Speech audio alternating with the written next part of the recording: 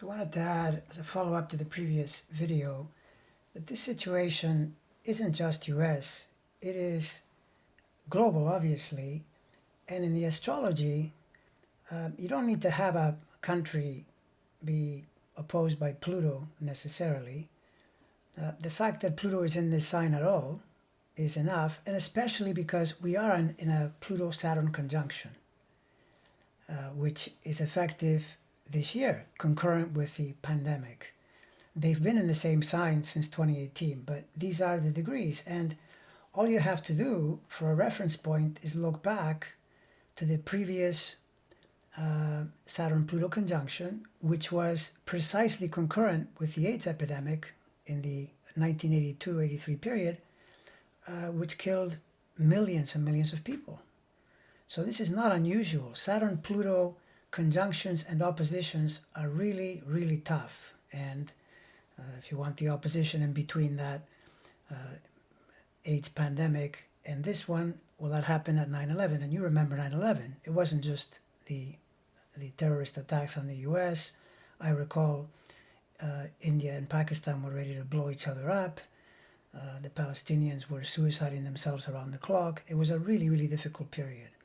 So Saturn-Pluto is really, really tough. And so that's what the entire planet is under. And these stations affect not just the US, they affect the planet. They affect everyone.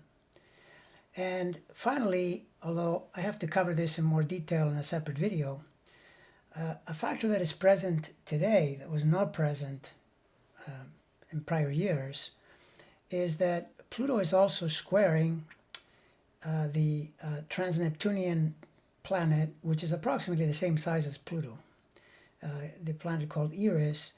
Eris was discovered in 2005, and it was the discovery of Eris that led to the displacement of Pluto in the planetary array. They decided to say, well, since Eris is there, and there are many others that are the size of Eris floating out there, we can't have them all be planets, so we'll basically get rid of them.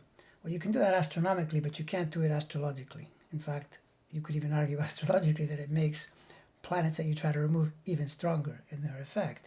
But certainly, Eris needs to be taken into account because it's directly square Pluto at the moment. Now, it's not just the pandemic that's affecting, but I'm pretty sure that it's one of the topics. Absolutely sure, given the fact that it's coincident with this very year when they've actually locked into an exact square, and they will do this this year and next year, although I'm not saying that means that the pandemic is going to last 2 years necessarily, but just to say that having planets like this in a direct square is going to have a major, major effect, and we're seeing it at this moment in time.